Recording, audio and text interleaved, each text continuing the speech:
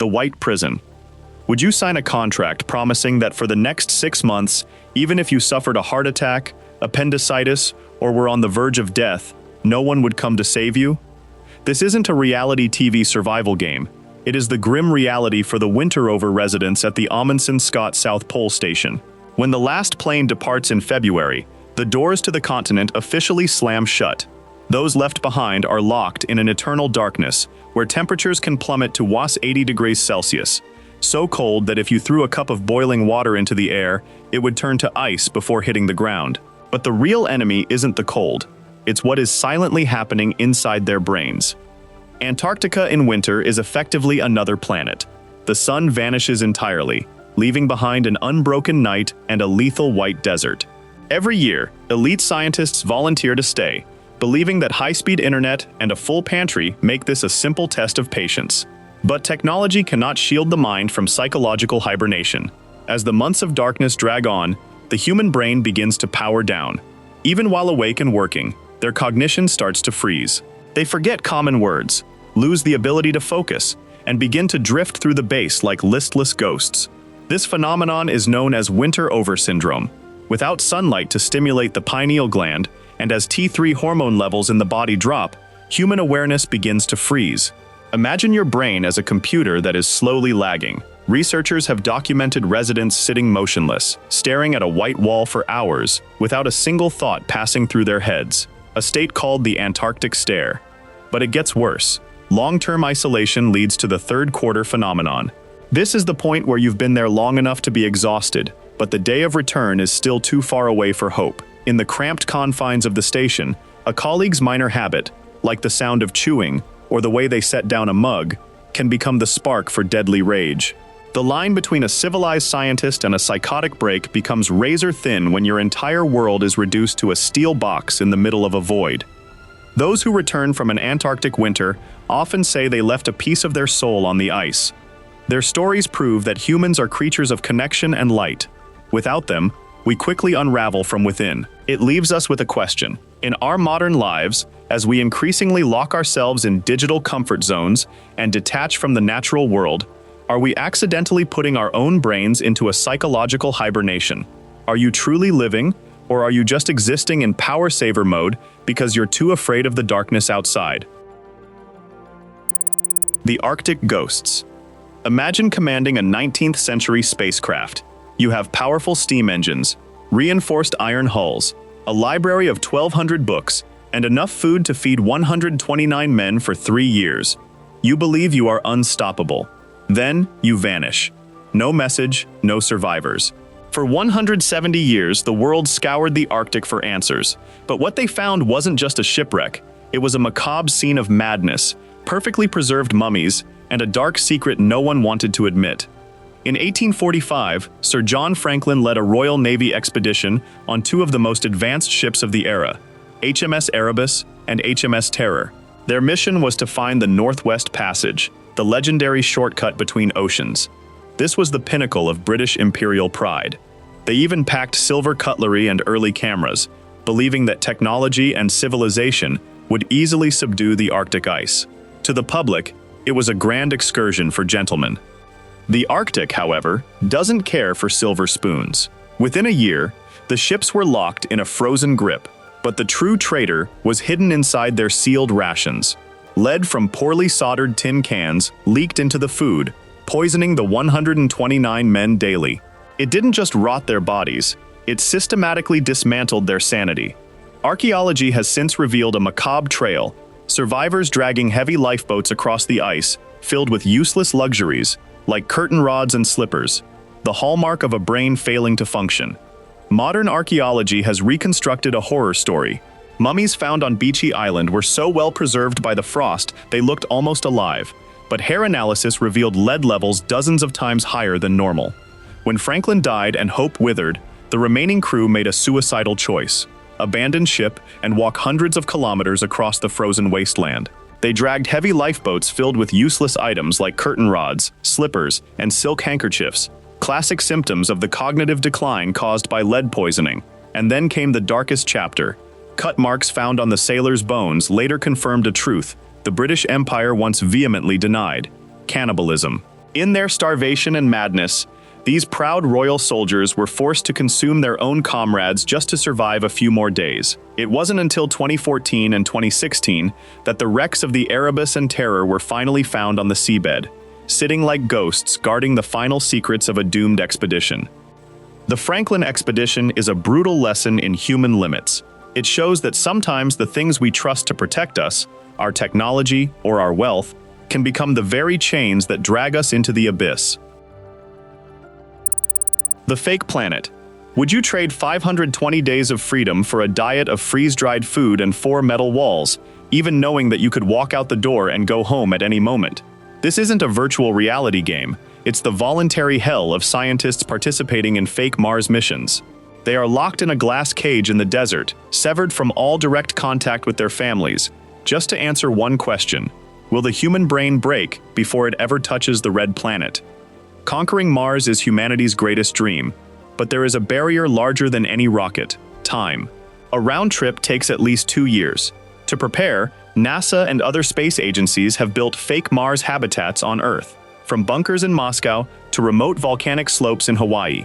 Volunteers enter these domes as heroes, believing that scientific knowledge and iron will see them through the months of solitude. But the human brain is not a programmable computer. The cruel twist is that even though they know everything around them is a simulation, their minds eventually start to treat the lie as the truth. To simulate reality, every message sent to Earth is delayed by 20 minutes, the time it takes for a signal to travel between planets. This lag acts like a knife, severing the last thread to reality. They cannot call home when they are sad. They cannot hear the voices of loved ones when they break down. Their world shrinks to the size of a tin can, where every step is repetitive and every colleague's face becomes irrationally irritating. In this tin can world, the smallest annoyances become nuclear. Scientists call this sensory hunger, the soul-crushing deprivation of a year without the scent of rain or the touch of a leaf. As the brain starves for new stimuli, it begins to fracture. Participants recalled explosive screaming matches triggered by nothing more than the sound of a colleague chewing. A single misplaced look could chamngoi for a weeks-long Cold War in a space where there is no exit button. They fall into states of lethargy, chronic insomnia, and severely impaired decision-making. The experiment proved that a cosmonaut's greatest enemy isn't an alien or cosmic radiation, it is boredom. When repetition stifles creativity, the human mind begins to shut down to protect itself. These simulations have taught us a costly lesson. We can build the most powerful engines, but we have yet to upgrade the sensitive operating system of the human mind. It leaves us with a haunting question. If we cannot tolerate each other in a cage on Earth, what chance do we have floating in the infinite void? 6 days of monsters. It took exactly 6 days to turn elite college students into tyrannical monsters and broken victims. Do you believe that with just a uniform, a baton, and a pair of sunglasses, a good person's brain can automatically trigger a mode of cruelty they never knew they possessed? In 1971, in the basement of Stanford University, a fake prison was built, but the pain, the humiliation, and the psychological scars it left were very real. This wasn't just a failed experiment. It was a shocking wake-up call about how easily we lose our humanity when handed a mask of power. That summer, psychology professor Philip Zimbardo wanted to know, is prison brutality caused by the nature of the people or the toxicity of the environment? He selected 24 healthy, psychologically stable male students and divided them into 2 groups with the toss of a coin. Half were guards, half were prisoners. They were peers with no prior grudges, entering the game with smiles, seeing it as a 2-week gig to earn some extra pocket money. Those smiles vanished within 24 hours as the play swallowed reality. The guards donned mirrored sunglasses, a shield that blocked eye contact and killed empathy, turning their friends into soulless numbers. They began to inflict humiliation with disturbing enthusiasm. Even Zimbardo, the director, was consumed by his own stage. He stopped being a scientist and became a cold warden, more concerned with preventing prison breaks than the psychological collapse of his students. The boundary between science and sadism evaporated. Why did good people turn so quickly? Scientists point to dehumanization and de-individuation. The guards' mirrored sunglasses weren't just props, they were a shield that blocked eye contact, making the person in front of them no longer a friend, but a soulless number. The uniform was a license to discard personal responsibility and simply act the part. The nightmare peaked when prisoners began showing signs of severe emotional breakdown. They sobbed and screamed in total helplessness. The 14-day experiment was halted after just 6 days when Zimbardo's fiancée walked in and cried out, "What you are doing to these boys is terrible." She was the only one left with the clarity to realize that the basement had become a demon's forge. The Stanford experiment changed research ethics forever. It proved that evil doesn't always come from recognizable villains. Sometimes it hides beneath the skin of the most ordinary person, waiting for an opportunity, a position, or a uniform to step into the light. Never be too confident in your own goodness, because sometimes the only thing stopping us from becoming monsters is a mask we haven't yet been asked to wear. The eternal night. Imagine being exhausted, your eyes burning, your body heavy as lead. But when you close your eyes, the door to sleep has been welded shut. You lie there, desperately awake in the dead of night, knowing you will never sleep again, until the day you die. This isn't a horror movie. It is the real-life curse that has haunted an aristocratic Italian family for over 2 centuries. For them, lying down in bed isn't for rest. It is the start of a final march toward death in a state of agonizing, permanent wakefulness. Sleep is the body's silent repairman. Every night while we dream, the brain clears out toxins and restores energy. We take waking up the next morning as a given, a law of nature. But for one noble lineage in Venice, sleep is not a privilege. It is a time bomb, hidden in their genetic code. For generations, family members have known that once they hit middle age, the sleep thief will knock. They begin to sweat, their pupils shrink, and they suddenly lose the ability to dream. The grim reality? No sleeping pill on earth can help. Sedatives only push victims into a terrifying limbo, a comatose body trapped with a wide-awake brain. In the 1980s, science unmasked the demon, a genetic error creating mutated proteins called prions. These act like corrupted files, spreading through the brain and dismantling the thalamus, your internal gatekeeper. Usually, this gatekeeper closes the door to the world, so you can rest. But in FFI victims, prions turn the thalamus into a porous sponge, welding the gate wide open. The brain enters a state of permanent overload, leading to a 100% fatal collapse within 18 months. Victims begin to experience waking nightmares. They might walk around performing dream actions, like getting dressed or typing while staring into space. Their bodies are like engines with a stuck ignition switch. Their heart rate stays high, blood pressure soars, and the immune system collapses. After about 18 months of this eternal night, the body simply gives out. To this day, FFI remains a death sentence with a 100% fatality rate. This story is a chilling reminder of human fragility.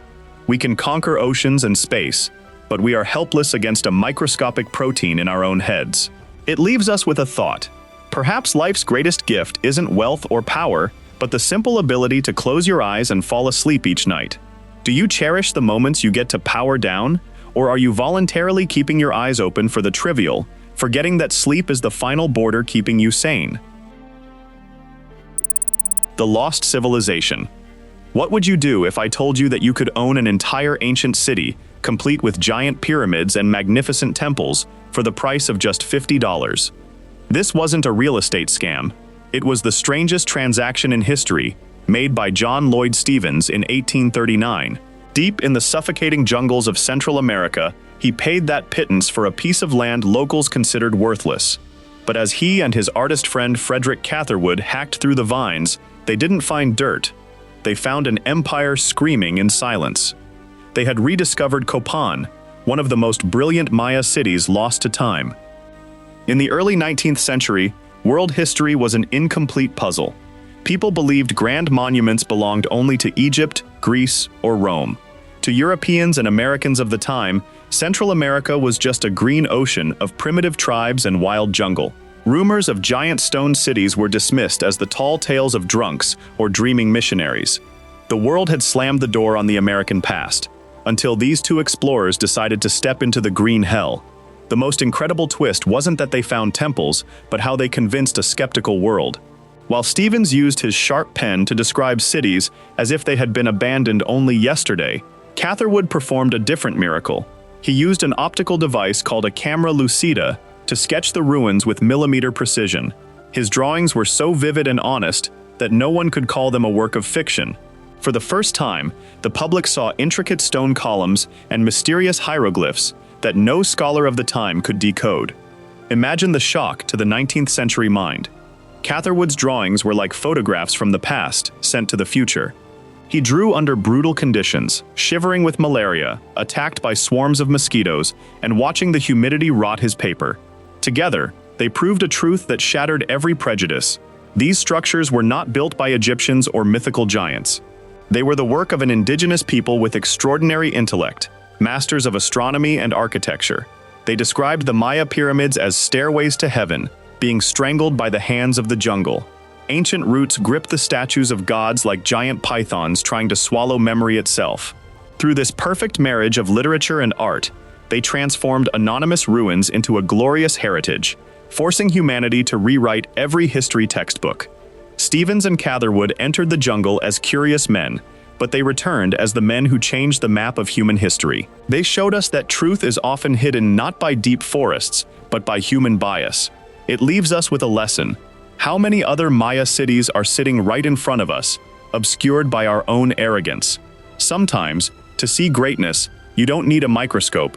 You just need the humility to accept that the world is far older and more mysterious than you were ever taught.